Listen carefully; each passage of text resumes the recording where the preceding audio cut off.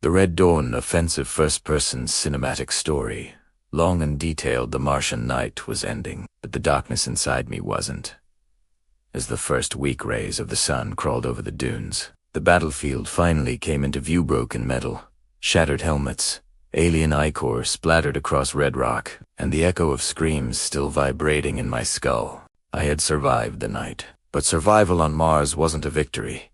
It was merely an extension of the inevitable. The aliens had withdrawn, but not because we had driven them away. No, this was strategy. They were preparing for something larger, something devastating. Our remaining group regrouped near the edge of the dried Voles Marineris Trench, a place so wide and deep it looked like a scar the planet had tried to hide. Samira was barely conscious, her arm tied with improvised bandages, her breaths unsteady. The others were shaken, eyes hollow from exhaustion and fear. I realized that our chances of survival had shrunk 2 fractions, but the extraction ship was still hours away, and if the aliens attacked again with full force, we wouldn't last minutes. The air trembled. I felt it before I heard it, the deep, subsonic hum that vibrated through the ground like a heartbeat. The aliens had returned, but this time, it wasn't foot soldiers or scouts. A shadow moved across the thin Martian atmosphere, blocking out the sun. A colossal alien dreadnought descended slowly, its structure a blend of organic and synthetic design. The surface of the ship undulated, shifting like living muscle wrapped around machinery. The ground beneath us cracked. Shockwaves rippled through the sand. My visor flickered with warning after warning. The aliens were deploying something new, something massive. I gestured for the team to take cover behind jagged rocks, but I knew it wouldn't matter. We were outmatched in every category except one. Desperation. A towering alien war machine emerged from beneath the dreadnought. It stood on for blade-like limbs, its torso glowing with energy pulses, and its head rotating with mechanical precision. It wasn't a soldier. It wasn't a drone. It was a purifier, a battlefield annihilator, the kind used to erase entire colonies in minutes. I swallowed hard. "We're dead," one of our soldiers whispered. "No," I said quietly. "Not yet." The purifier scanned the terrain, emitting a beam of blue light. When the beam struck rock, the stone disintegrated instantly. We scattered in every direction, sprinting across the unstable ground.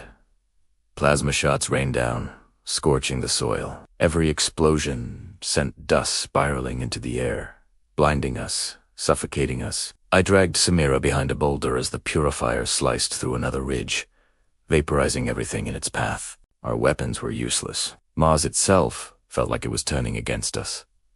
Then an idea. A dangerous, reckless idea. The purifier's energy core, glowing like a miniature star, was exposed for only a few seconds between attack cycles. If I could get close enough and plant an ion destabilizer, it might overload the machine long enough to give us an escape route. It wouldn't destroy it completely, but it could cripple it.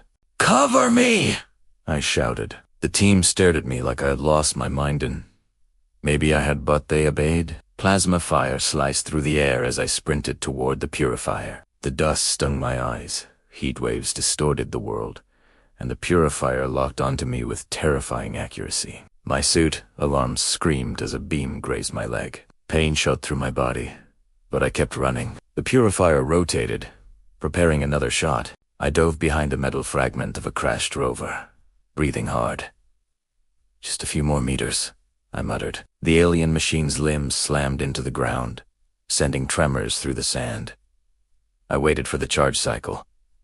I knew the rhythm now. I had studied it all night. I counted in my head 1, 2, I sprinted again.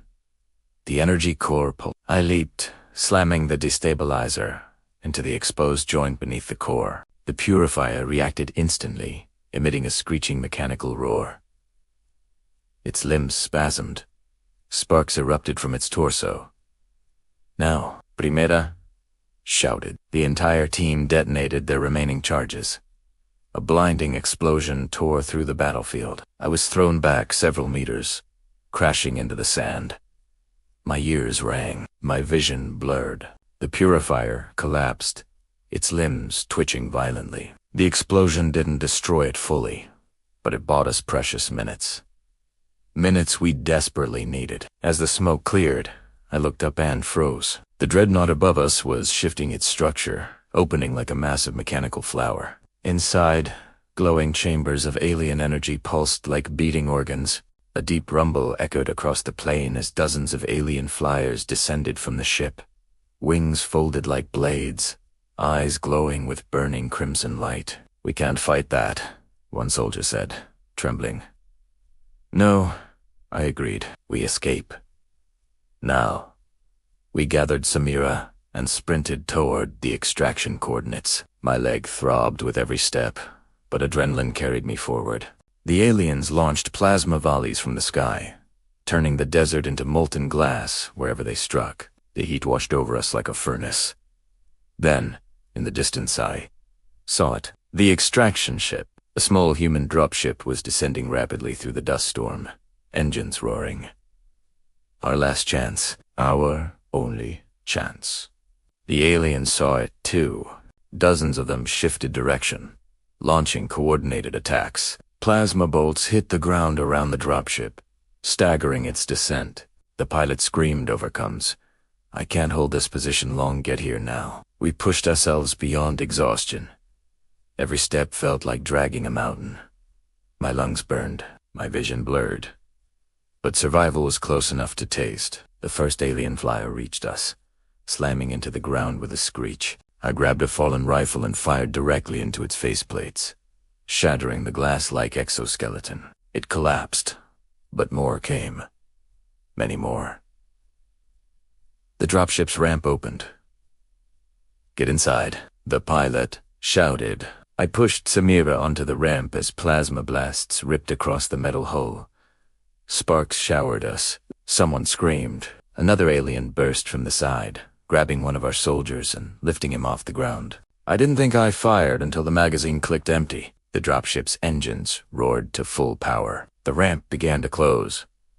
I leaped just as an alien lunged at me. Its claws grazed my helmet as the ramp sealed shut. The ship blasted upward, engines screaming, leaving the aliens behind in a storm of red dust and rage. For a moment, just a moment, I allowed myself to breathe.